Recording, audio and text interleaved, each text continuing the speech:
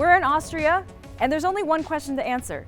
Is this Ocean ready to go toe-to-toe against the established and legacy automakers?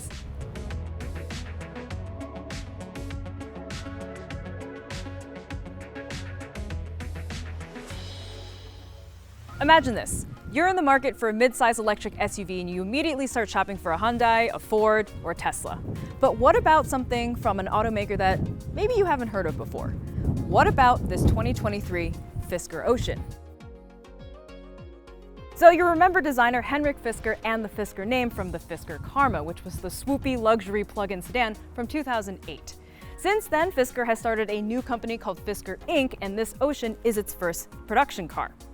Now, size-wise, it's about a Model Y and Ioniq 5, Mach-E, that kind of dimension. Design-wise, it is pretty cool. I mean, it's blocky and chunky in all the right ways. Actually, it looks kind of like a Range Rover, and that ain't no bad thing. The front is sleek and menacing, and the back has some of the thinnest taillights I have ever seen. But what's really cool is this solar roof. Under ideal conditions, Fisker says that it'll return up to 1,500 miles of driving range a year.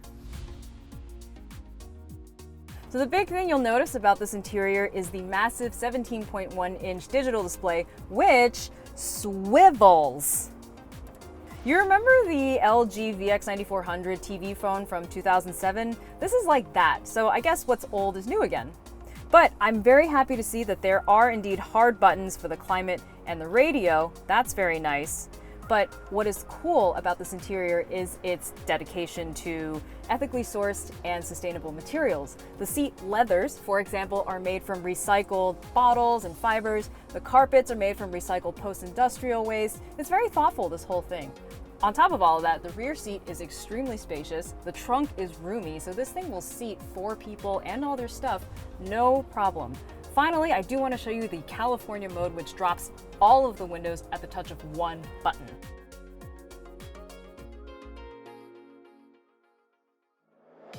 So today, Fisker has put us in the Ocean Extreme trim, which is one of the top trims, and it starts around $70,000 after destination. It has dual motor all-wheel drive and has an EPA estimated range of about 360 miles, so pretty good.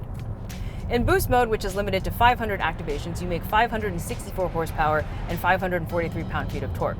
Off Boost mode, which is how this thing will be spending most of its time, that number drops to 468 horsepower and 514 pound-feet of torque. Do not worry though, that is still all very usable because the acceleration is definitely there. You can pass, merge, do whatever. It's an electric car, you know? All the torque down low, not a problem. In fact, one of the things I really do like about it is the acceleration, but you know, saying an electric car accelerates well is like saying that, you know, it's nice when the sun is out. I like that the steering is actually pretty heavy. You kind of think, oh, is there such thing as steering that's too heavy? Yeah, there is such thing, but in this case, it adds a bit of heft to the driving experience, which is nice. Also, because this thing is on steel springs, it doesn't ride as pillowy as something that has air suspension. However, it is still very well damped and things aren't crashy. It is very pliant and pleasant. I have it on the most aggressive regenerative braking setting, and one pedal driving is definitely possible. And even then, the switch between regenerative braking and friction braking is very seamless, so you can actually tell the difference. And even though the Ocean is a big car, it does feel smaller around you. That's a cliche I think you hear a lot, but in this case, I think it is well applied. Things I don't love as much about the Ocean, well, as striking as it looks from the outside, that very sleek profile kind of results in not so great rear visibility. The pillars are really thick and that rear window is pretty tiny. However, there is a digital rearview mirror here, so that probably solves that problem. I like a regular mirror though, so I'm gonna default to that.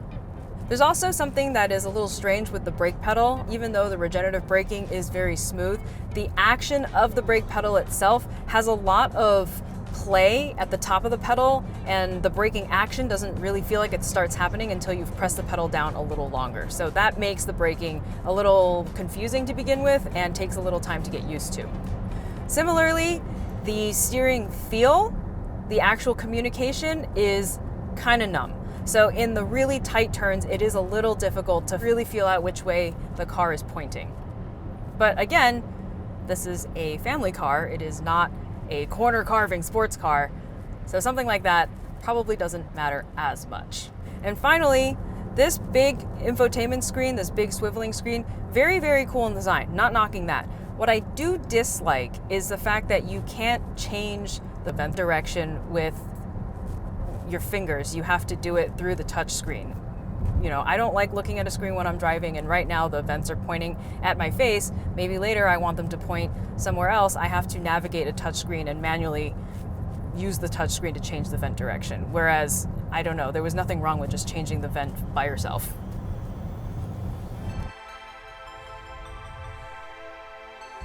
As EV startups like Tesla, Lucid, and Rivian know, building cars is hard. So it's healthy to regard everything with a little skepticism, especially the first car coming from a startup. Now, the Fisker Ocean is a solid first crack. There are just a couple of things about it that feel like it should have been left in the oven a little longer. For example, it didn't always go into drive right out of park immediately. Sometimes the parking brake didn't engage automatically after being put in drive. And sometimes to get California mode going, we had to click the button a bunch of times before it actually activated. And one time it activated by itself without anybody clicking a button at all. There are also a few questions that still need answering, such as how the cars deliver on real-world range as opposed to estimated range, whether the base version will indeed be sold for under $40,000, and how buggy or unbuggy the software will be at launch. All that being said, though, these are very small growing pains in the face of something that today's preview showed off is well-built, well put together, has nice fit and finish, and drives just as well as the rest of them.